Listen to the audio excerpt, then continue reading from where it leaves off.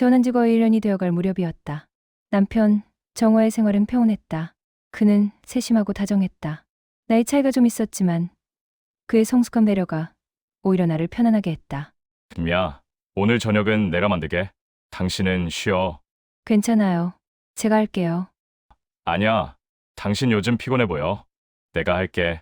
그런 작은 배려들이 쌓여서 나는 이 결혼이 잘된 선택이라고 믿고 있었다. 그런데 어느 날 오후 집 앞 편의점에서 장을 보고 나오는데 누군가 내 이름을 불렀다. 혹시 정우 씨 부인 맞으세요? 돌아보니 30살쯤 되어 보이는 여자가 서 있었다.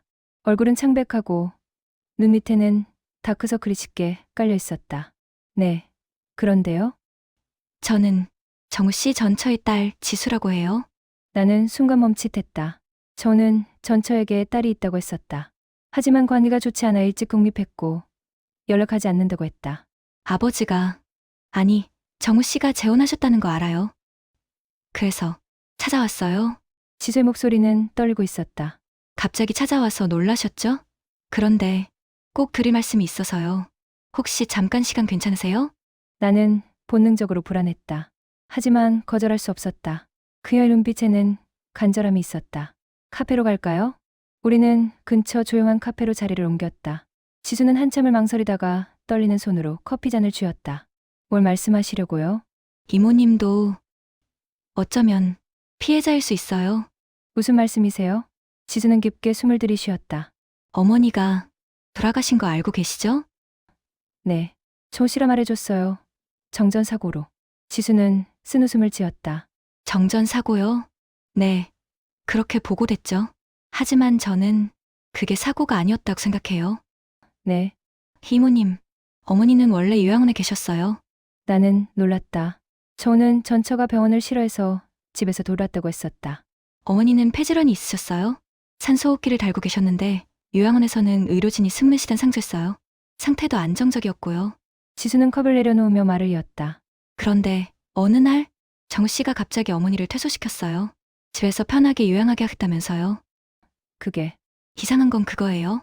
어머니는 요양원이 좋다고 하셨거든요. 편하고 안전하다고. 그런데 정우 씨가 강제로 퇴소시킨 거예요. 나는 숨을 삼켰다. 그리고 그 전에 저한테도 이상한 요구를 했어요. 무슨 요구요? 분가하라고요. 계속 압박했어요. 지수의 눈에 눈물이 고였다. 처음엔 내가 성인이 됐으니 독립해야 한다. 어머니한테 부담 주지 마라. 이런 식으로 말했어요. 나중엔 아예 노골적으로 나가라고 했어요. 왜 그랬을까요? 지수는 가방에서 서류 봉투를 꺼냈다. 이모님, 어머니가 남긴 재산이 상당했어요. 그가 꺼낸 서류에는 부동산 등기 부등본과 통장 사본이 있었다. 강남의 아파트 한 채, 예금 5억, 그리고 주식까지. 전부 어머니형이었어요. 나는 심장이 쿵 내려앉는 느낌이었다. 저는 처음엔 몰랐어요. 정우 씨가 왜 그렇게 저를 내보내려 하는지. 그런데 어머니가 돌아가시고 나서 알았어요. 뭐려?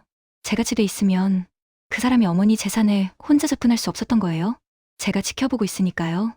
지수는 떨리는 목소리로 말했다. 그래서 저를 내보낸 거예요. 어머니랑 단둘이 있기 위해서요. 나는 손이 떨렸다. 그리고 그 후에 어머니가 돌아가셨어요. 갑작스러운 정전 사고로. 지우는 가방에서 작은 USB를 꺼냈다. 이모님, 이거 꼭 보셨으면 좋겠어요. 기계 뭔데요? 어머니가 돌아가시기 한 달 전에 방에 몰래 설치하신 홈캠이에요. 나는 USB를 바라봤다. 어머니가 불안해하셨대요. 정우 씨가 뭔가 이상하다고. 그래서 가정부님한테 부탁해서 몰래 카메라를 닿았대요. 지수는 울먹였다. 그 영상에 그날이 찍혀 있어요. 어머니가 돌아가신 날이요. 나는 온몸이 얼어붙었다. 이모님, 저는 이모님도 어머니처럼 당하실까봐 무서워서 찾아왔어요. 그 사람은 위험한 사람이에요. 집에 돌아왔을 때 정우는 골프 모임에 나가 있었다. 나는 떨리는 손으로 USB를 TV에 연결했다. 화면에는 침실이 보였다. 날짜는 지난해 10월 17일. 지수 어머니가 돌아가신 날이었다. 침대에 누워있는 여자가 보였다. 코에는 산소호흡기가 연결되어 있었고 옆에는 산소 공급기가 작동하고 있었다. 정우가 방에 들어왔다. 여보, 저녁 드실래요? 아니요. 괜찮아요. 좀 쉴게요. 그래요. 그럼 편히 쉬세요. 정우는 방을 나갔다. 시간이 흘렀다. 저녁 8시쯤 되었을 때 정우가 다시 방에 들어왔다. 그런데 이번엔 거실 쪽을 걸어갔다. 차단기가 있는 곳으로. 그리고 그는 스위치를 내렸다. 집에 불이 모두 꺼졌다. 동시에 산소 공급기가 멈췄다. 비. 경고음이 울렸다. 침대의 여자가 깜짝 놀라 몸을 일으켰다. 여보, 여보. 그가 불렀지만 정우는 대답하지 않았다. 근 거실 소파에 앉아 휴대폰을 만지작거리고 있었다. 여보, 탄소 공급기가 안 돌아가요. 여자의 목소리는 점점 다급해졌다. 그녀는 침대에서 일어나려 했지만 호흡이 가빠져서 제대로 움직일 수 없었다. 1분이 지났다. 2분이 지났다. 여자는 산소통을 붙잡고 가쁜 숨을 몰아쉬었다. 여보, 제발. 119. 그의 손이 허공을 향해 떨렸다. 정우는 여전히 소파에 앉아 있었다. 그는 침실 쪽을 보지도 않았다. 3분, 4분, 5분. 여자의 호흡은 점점 더 거칠어졌다. 그녀는 침대 등을 붙잡고 몸부림쳤다. 손이 떨렸다. 입술이 파래졌다. 그제야 정우가 휴대폰을 들었다. 네, 119죠? 빨리 와주세요. 집에 정전이 됐는데 아내가 숨을 못 쉬어요. 그 목소리는 놀랍도록 다급했다. 마치 정말로 당황한 사람처럼. 하지만 나는 알 수 있었다. 그는 5분 동안 그냥 지켜보고만 있었다. 아내가 죽어가는 걸 보면서도. 영상은 구급차가 도착하는 장면에서 끝났다. 여자는 이미 의식을 잃은 상태였다. 나는 화면을 보며 비명도 나오지 않았다. 그저 눈물이 주르르 흘러내렸다. 정우는 계획적으로 전철을 줄인 것이다. 정전을 가장해서. 다음 날 나는 다시 지수를 만났다. 그녀는 내 얼굴을 보더니 조용 물었다. 영상 보셨죠? 네. 어떻게 해야 할까요?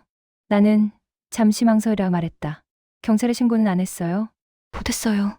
시간이 너무 지났고 사망진단서에는 정전 사고로 인한 호흡곤란사로 나와 있어요. 정 씨가 의사한테 뭐라고 했는지. 지수는 고개를 떨궜다. 그리고 저는 무서웠어요. 증거를 내밀었다가 오히려 제가 위험해질까 봐요. 그래서 그냥 참고 있었어요. 나는 그녀의 손을 잡았다. 지수 씨, 우리 함께 해요. 네, 혼자서는 힘들지만 둘이면 할 수 있어요. 저도 지혜들 사람이 누구인지 알았으니까요. 지수의 눈에서 눈물이 흘렀다. 정말요? 저를 도와주실 거예요? 네. 당신 어머니를 위해서도 그리고 저 자신을 위해서도요. 우리는 함께 변호사 사무실을 찾아갔다. 형사, 전문 변호사는 영상을 보고 심각한 얼굴이 됐다. 이건 명백한 살인 혐의입니다. 고의로 차단기를 내리고 5분이나 방치했어요. 고소할 수 있을까요? 문제는 시간이 너무 지났다는 겁니다. 그리고 이미 사망진단서가 사고사로 처리됐고요. 변호사는 잠시 생각하더니 말했다. 하지만 방법이 있습니다. 민사소송과 형사 고소를 병행하는 거예요. 재산 편취, 기망 결혼, 유언장 위조 의혹까지 전부 묶어서요. 시간이 얼마나 걸릴까요? 최소 6개월에서 1년. 하지만 이 영상이 있으니까 승산은 있습니다. 나는 결심했다. 하겠습니다. 끝까지 가보겠습니다. 그날 저녁 정과지대 들어왔다. 나는 거실에서 그를 기다리고 있었다. 왜 불도 안 켜고 앉아 있어? 어디 아파? 나는 USB를 테이블 위에 놓았다. 기계 뭐야? 당신이 전 저한테 한 짓이에요. 정우의 얼굴이 굳었다. 무슨 소리야? 지우 씨를 만났어요. 영상도 봤고요. 저는 순간 당황했지만 금방 표정을 바꿨다. 영상. 무슨 영상? 당신이 차단기 내리는 거요. 그리고 5분 동안 지켜만 보는 거요. 그건 오해야. 나도 당황해서. 5분 동안이요? 아내가 죽어가는데 5분 동안 소파에 앉아 있었어요? 정우의 얼굴이 험악하게 변했다. 누가 그런 거 믿어? 그냥 사고했어. 정전이 된 거라고. 그럼 왜 차단기를 내렸어요? 나는 안 내렸어. 저절로? 영상에 다 찍혀 있어요. 당신이 차단기 쪽으로 걸어가서 스위치 내리는 거요. 저는 잠시 말이 없었다. 그러더니 비웃었다. 그래서 신고할 거야? 네. 이혼하고 당신을 고소할 거예요. 해봐. 근데 은미야, 너 가져갈 거 없을걸? 내 재산은 전부 전처명이었던 거고 그건 이미 내가 상속받았어. 법적으로 내가 건드릴 수 없어. 그 상속이 정당한지 따져볼 거예요. 저는 어이없다는 표정을 지었다. 정당하지. 유언장도 있고. 그 유언장도 조사받을 거예요. 순간 정우의 얼굴이 굳었다. 나는 확신했다. 유언장에도 뭔가 문제가 있다는 것을. 어쨌든 나는 이혼할 거예요. 당신 같은 사람이랑은 하루도 더 못 살겠어요. 정우는 소파에 털썩 앉으며 말했다. 좋아. 그래. 이혼하자. 근데 은미야, 넌 아무것도 못 가져가. 그리고 조심해. 나한테 함부로 덤비면 다칠 수도 있어. 그의 눈빛이 차가웠다. 나는 두려웠지만 물러서지 않았다. 협박도구고 사유가 돼요. 나는 집을 나왔다. 지수가 구해준 고시원으로 짐을 옮겼다. 이모님, 여기 너무 좁은데. 괜찮아요. 어차피 금방 끝날 거예요. 우리는 본격적으로 증거를 모으기 시작했다. 요양원 기록, 정우의 금융거래, 내역, 유원장 원본, 그리고 놀라운 사실을 발견했다. 유원장의 필적이 이상했다. 우리는 필적 감정을 의뢰했다. 결과는 명확했다. 이 유 원장은 고인의 필적이 아닙니다. 누군가 의도적으로 흉내낸 것으로 보입니다. 드디어 결정적인 증거를 확보했다. 재판이 시작됐다. 첫 공판에서 우리 변호사는 홈캠 영상을 제출했다. 법정에서 영상이 재생되자 방청객들이 수렁였다. 정우가 차량기를 내리고 5분 동안 아무것도 하지 않는 장면을 보며 모두가 충격을 받았다. 피고는 고의로 차단기를 내려 피해자의 산소 공급을 차단했습니다. 그리고 5분 이상 방치했습니다. 이는 명백한 살인 혐의입니다. 정우의 변호사가 반박했다. 해당 영상은 불법 촬영물이며 피고는 정전사고에 당황한 것뿐입니다. 하지만 판사는 냉정했다. 피해자가 본인의 안전을 위해 설치한 카메라이므로 정당한 증거로 인정합니다. 그리고 영상을 보면 피고가 의도적으로 차단기를 조작한 것이 명백합니다. 두 번째 공판에서는 유원장 위조 문제가 다뤄졌다. 피고는 피해자 사망 직후 위조된 유언장을 제시하며 재산을 독차지했습니다. 필적 감정 전문가가 증인으로 나왔다. 해당 유언장의 필적은 고인의 것과 여러 부분에서 차이가 있습니다. 특히 고, 무자의 피합과 각도가 명백히 다릅니다. 정우는 점점 궁지에 몰렸다. 세 번째 공판에서는 지수가 증인으로 나섰다. 저를 강제로 분가시킨 이유가 뭐라고 생각하세요? 어머니 재산에 혼자 접근하기 위해서였다고 생각합니다. 증거가 있나요? 네. 제가 분가한 직후부터 어머니 통장에서 큰 금액이 빠져나가기 시작했습니다. 정우 씨 명의로요. 금거래 내역이 제출됐다. 정우는 지수를 내보낸 후 3개월 동안 총 2억 원을 빼돌렸다. 재판은 5개월간 진행됐다. 그 과정에서 정우의 과거도 드러났다. 그 이전에도 재산이 있는 여성과 결혼했다가 이혼한 전력이 있었다. 마침내 판결일이 왔다. 피고 김정우는 고인을 고의로 방치하여 사망에 이르게 했으며 재산을 편취하기 위해 유언장을 유도했습니다. 판사의 목소리가 법정에 울렸다. 첫째, 고인의 재산은 정당한 상속인인 딸 박희수에게 전액 반환하라. 둘째, 피고는 원고 최은미에게 위자료 2억 원을 지급하라. 셋째, 피고의 행위에 대해 검찰의 수사를 의뢰하라. 정우는 그 자리에서 무너졌다. 그 얼굴은 하얗게 질려 있었다. 나는 지수의 손을 꼭 잡았다. 끝났어요. 네. 정말 끝났어요. 지수는 울기 시작했다. 나도 같이 울었다. 재판이 끝난 후 우리는 지수 어머니의 산소를 찾아갔다. 어머니, 이제 편히 쉬세요. 저희가 실현됐어요. 지수는 물원 앞에 무릎을 꿇고 한참을 울었다. 나는 그녀의 어깨를 감싸 안았다. 이모님, 정말 고마워요. 이모님 아니었으면. 아니에요. 우리 함께 한 거예요. 몇 달 후 나는 작은 카페를 열었다. 새로운 시작이었다. 지수는 자주 들렀다. 우리는 커피를 마시며 이런저런 이야기를 나눴다. 요즘 어때요? 많이 좋아졌어요. 이모님 덕분에 이제는 마음이 편해요. 다행이에요. 어느 날 지수가 조심스럽게 물었다. 이모님, 저 부탁이 하나 있어요. 뭔데요? 저 혼자 살기가 너무 무서워요. 그래서 혹시 이모님이랑 같이 살 수 있을까요? 나는 잠시 놀랐지만 곧 웃었다. 그래요. 우리 같이 살아요? 정말요? 네. 당신 어머니가 지켜주지 못한 것을 이제는 제가 지켜줄게요. 지수는 눈물을 흘렸다. 이모님, 사랑해요. 나도 사랑해. 지수야. 우리는 서로를 꼭 껴안았다. 그 달 후 나는 정식으로 지수를 입양했다. 법적으로도 우리는 가족이 됐다. 엄마, 지수가 처음으로 나를 그렇게 불렀을 때 나는 울었다. 응, 딸. 우리는 작은 집에서 조용히 살기 시작했다. 서로의 상처를 서로의 손으로 감싸 안으며 저는 모든 재산을 잃고 혼자 고시원에서 산다는 소식을 들었다. 형사처벌은 집행유예를 받았지만 그는 이미 사회적으로 내장됐다. 나는 그를 용서하지 않았다. 하지만 더 이상 미워하지도 않았다. 그는 이미 내 인생에서 의미 없는 사람이 됐다. 대신 나는 지수와 함께 새로운 인생을 살기 시작했다. 엄마, 오늘 뭐 먹을래요? 지수가 좋아하는 거 해줄게. 엄마가 해주는 건 다 좋아요. 우리는 그렇게 평범한 일상을 보냈다. 잘 보고, 밥을 먹고, TV를 보고, 이야기를 나눴다. 어느 날 저녁, 지수가 조용 말했다.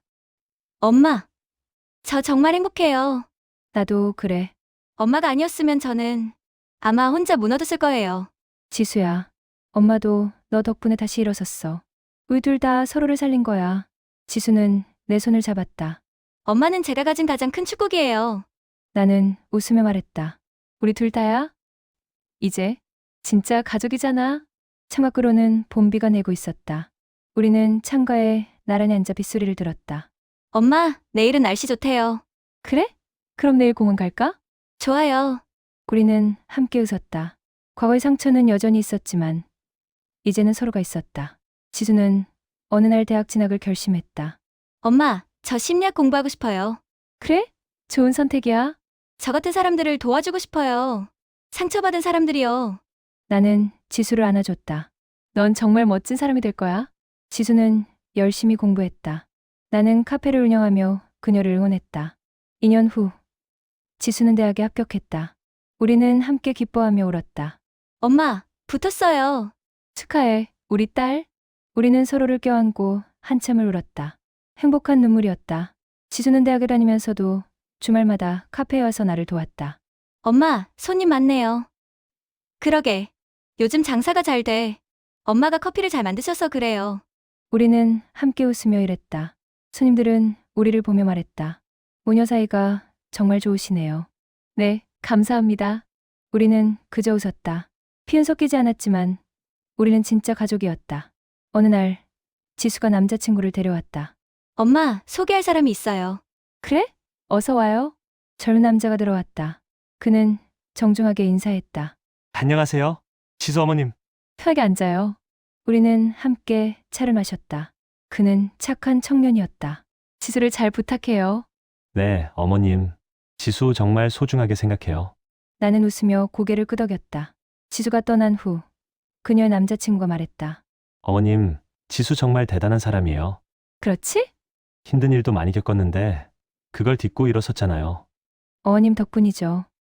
아니야. 지수가 원래 강한 아이야. 나는 그냥 옆에 있었을 뿐이야. 몇 년 후 지수는 결혼했다. 나는 주례를 섰다. 신부는 제게 딸이자 친구입니다. 힘든 시기를 함께 이겨낸 동반자이기도 하고요. 하객들이 박수를 쳤다. 지수는 눈물을 흘리며 나를 바라봤다. 이제 새로운 가족을 만들어가는 두 분을 축복합니다. 결혼식이 끝난 후 지수가 나를 껴안았다. 엄마, 고마워요. 진짜 고마워요. 행복해야 해, 우리 딸. 네, 엄마도 행복하세요. 우리는 서로를 꼭 안았다. 지수는 결혼 후에도 자주 찾아왔다. 아이가 태어났을 때 나는 병원으로 달려갔다. 엄마, 왜 손주 보러 왔지? 아기는 정말 예뻤다. 지수는 말했다. 엄마, 이름을 은이라고 지으려고요? 엄마, 이름 한 글자를 따서요? 나는 눈물이 났다. 고마워, 지수야. 엄마가 제게 새로운 삶을 주셨잖아요. 그 의미를 담고 싶었어요. 우리는 함께 아기를 바라봤다. 새로운 생명, 새로운 희망이었다. 지금 나는 60을 넘었다. 지수는 심리상담사가 되어 많은 사람들을 돕고 있다. 손주 은이는 이제 초등학생이 됐다. 할머니, 오늘 학교에서 그림 그렸어요.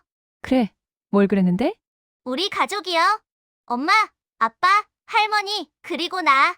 아이가 내민 그림에는 4명이 손을 잡고 있었다. 할머니, 우리 가족 행복하죠? 그럼 그이가 제일 행복하지. 나는 아이를 안아주었다. 저녁이 되어 지수네 가족이 돌아갔다. 나는 혼자 카페에 앉아 창밖을 바라봤다. 저는 몇 년 전 세상을 떠났다고 들었다. 혼자 쓸쓸하게.